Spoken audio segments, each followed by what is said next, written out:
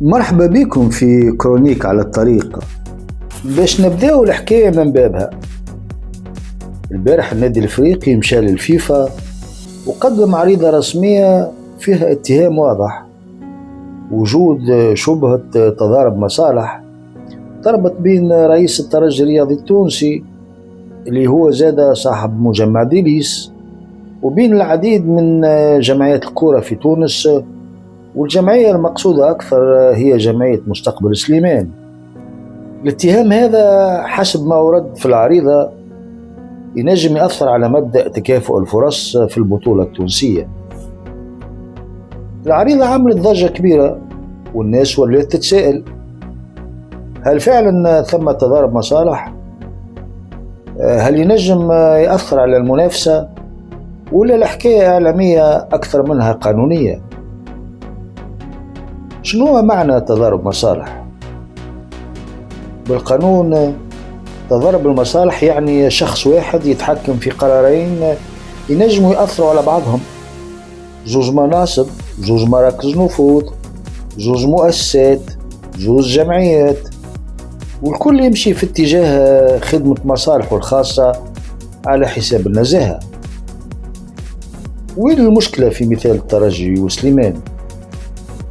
رئيس الترجي ما هوش عضو في هيئة مستقبل سليمان وما هوش ممول مباشر وما هوش طرف في قرارات الجمعية. أقرب علاقة بين الجهتين هي ديليس كمؤسسة مش كشخص تسبونسوري في نفس الوقت الترجي ومستقبل سليمان. وهون يلزم نفهموا حاجة مهمة برشا. في تونس كما في أغلب دول العالم الشركات الكبرى تعمل سبونسورينج لبرشا جمعيات في نفس الوقت، والمثال واضح في تونس: مستقبل سليمان، النادي البنزرتي، الأولمبي الباجي، جندوبة الرياضية، وزيد وزيد.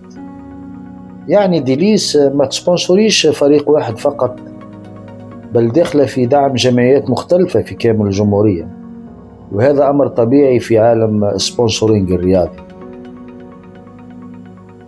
الجمعيات الرياضية في تونس كيفاش تخدم؟ لازم نكونوا واضحين. ما ثماش فريق كرة قدم في تونس تابع لمالك شخصي، ما ثماش نادي يتحكم فيه رجل أعمال بطريقة ناديه الخاص كما أوروبا.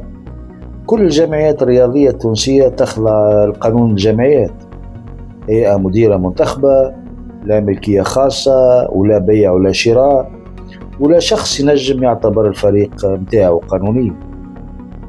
يعني حتى لو رئيس ترجي عنده مصالح اقتصادية هذا ما يعطيوش سلطة قانونية على مستقبل سليمان. السؤال اللي يلزم يتطرح هو: هل ثم مخالفة لقوانين الفيفا؟ قوانين الفيفا في موضوع الملكية المتعددة واضحة. المخالفة تصير كيف يكون نفس الشخص أو نفس الكيان يملك أو يتحكم مباشرة في أكثر من فريق في نفس المسابقة. في الحالة هذه الترجي جمعية، مستقبل سليمان جمعية، ديليس شركة تجارية تدعم ماديا أكثر من فريق، ورئيس الترجي ما هوش رئيس ولا عضو ولا مقرب من الهيئة المديرة لسليمان. القضية قانونيا ما تدخلش في باب تضارب المصالح. بعد ما تداولنا الموضوع وسمعنا رأي الخبراء القانونيين في تدخلاتهم في مواقع التواصل الاجتماعي ولا في الإذاعات والتلفز، يظهر لي الصورة واضحة. كل المحللين القانونيين أجمعوا أن العريضة هي زوبعة في فنجان. قانونيا ما فماش تضارب مصالح، تنظيميا ما فماش تجاوز، وفنيا تأثير الشبهة منعدم. واللي صار يتفهم في إطار نادي يعني ضغط جماهيري كبير، نتائج مخيبة، وسعي لإيجاد قضية تلم حولها الجماهير.